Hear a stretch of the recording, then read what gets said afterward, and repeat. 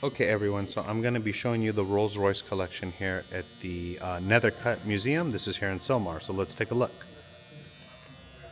So right off the back, we have a 1913 Rolls-Royce Silver Ghost Town carriage. This was a closed car. It had a very stylish lines with distinct flaring, which was unusual for Rolls-Royce. The Silver Ghost 4050 engine was an engineering masterpiece.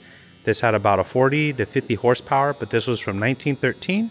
This car, when new, was about $6,500. So this is the Rolls-Royce Phantom. Sorry, Rolls-Royce Silver Ghost Town carriage. So this is a really old Rolls-Royce. Take a look at that. Sorry about the buzzing noise, guys. So let's see what else we have here. This is a 1930 Rolls-Royce Phantom. The 1930 Rolls-Royce was manufactured in Springfield by Rolls-Royce of America, a branch of the British firm. The Springfield Rolls-Royce was produced with the same high quality as the English Rolls-Royce. This car is an original unrestored car. So this had about a 40 to 50 horsepower. And when this vehicle was new, it was about $22,000. Wow, all the way back in 1930. So, I mean, even in today's money, 22 grand is still a lot of money. And this is, almost 100 years later. But this is a 1930 Rolls-Royce Phantom. Beautiful, beautiful vehicle. This is a 1932 Rolls-Royce Phantom Victoria.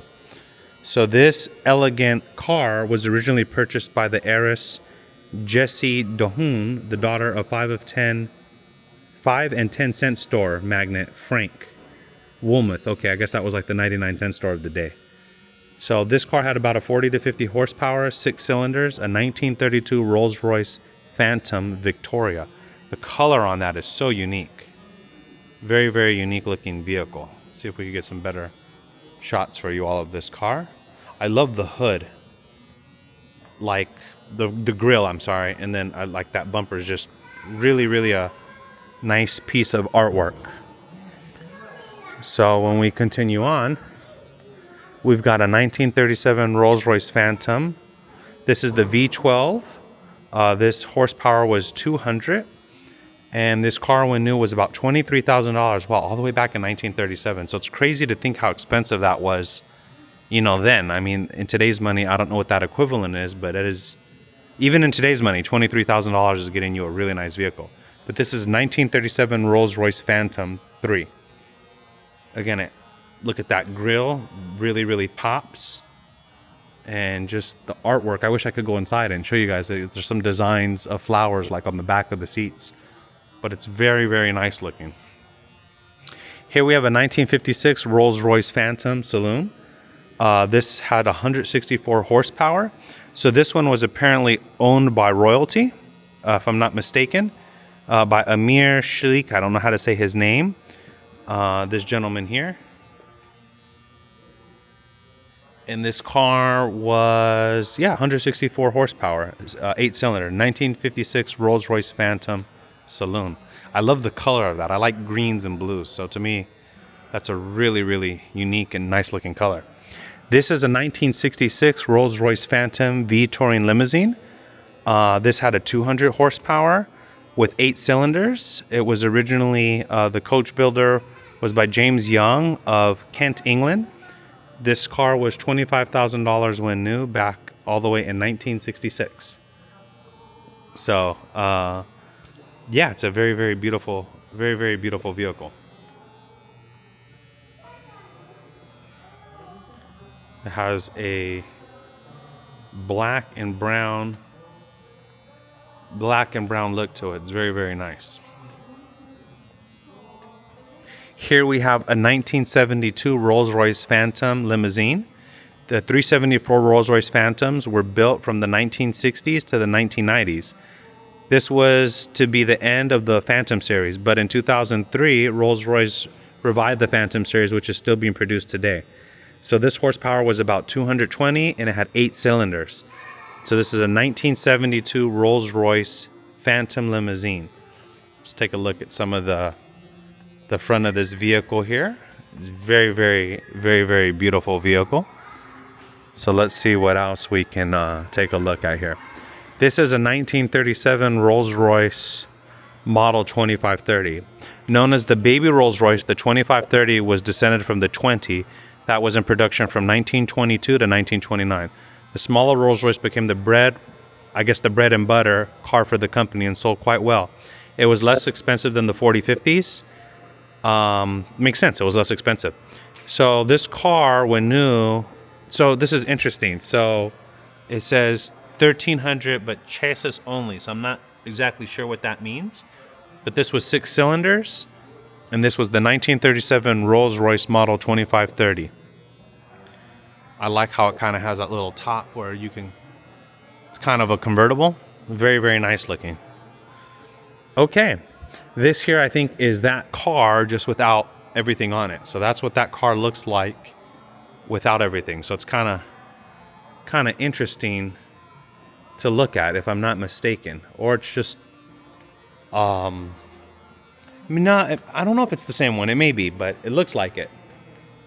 But regardless, this is what the Rolls-Royce looks like without everything on it. Beautiful engine. I mean, look at the artwork. To me, the artwork of that engine to me is just so beautiful. Very, very nice looking. So this is a 1955 Rolls-Royce Silver Wreath Touring Limousine. This car was about $11,000 when new back in the 1950s. It was introduced after World War II. It retained its predecessor's elegance and beautiful looks. And so this had about 150 horsepower, and this was a 6-cylinder 1955 Rolls-Royce Touring Limousine. Beautiful, beautiful vehicle here. This is a 1958 Rolls-Royce limousine. The limousine was the James Young body, once was a personal car of Miss Ellie Lilly of the famous pharmaceutical company. Okay. Only about 1,800 of these were actually produced from 1946 to 1958, and it was about $12,000 when new back in 1958. So that, for a Rolls-Royce, that doesn't seem bad. I mean, there was other ones that were, much older, and they were going for $25,000, $20,000 back in their day. So for 14 grand, still a lot of money, but doesn't seem too bad for a Rolls-Royce. But what a beautiful, beautiful vehicle here. This is a 1963 Rolls-Royce Silver Cloud 3 Saloon. The Silver Cloud 3 was unusual for Rolls-Royce, as was an attempt to catch up with the style trends of the era. The quad headlamps and long low hood profile modernized the car visually and gave it more appeal to the high-end buyer. Only about 2,400 Silver Cloud 2s were produced. Horsepower was 200, and this was 8-cylinder. Beautiful, beautiful vehicle here. 1988 Rolls-Royce Silver Spur Limousine. Wow. So check this out. This car was going for $145,000 new back in 1988. Wow, that's insane. This Rolls-Royce was used by the Duke and Duchess of York, Prince Andrew and Sarah Ferguson, during their royal visit to Los Angeles. That's why it's so expensive, the history. In 1988, the owner decided to preserve the car in the condition it was during the royal visit. There's less than 15,000 miles on the car. That makes sense. And this has 8 cylinders, 220 horsepower. Because I was going to say, for $145,000, even in today's money, that's a top-of-the-line luxury car. But I guess that's what happens when royalty's in the vehicle. Okay, let's see what else we got. 1951 Bentley. The Bentley was built for display at the 1951 Paris Auto Show by the French studio. The elegant coupe DeVille was a styling throwback to the 30s. So this had about 150 horsepower. It's a 6-cylinder. This was built in France, and this car was going for about $7,500 new back in 1951. This is the 1951 Bentley Coupe DeVille. Beautiful black color, very shiny.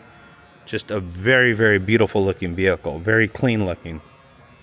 Very, very beautiful.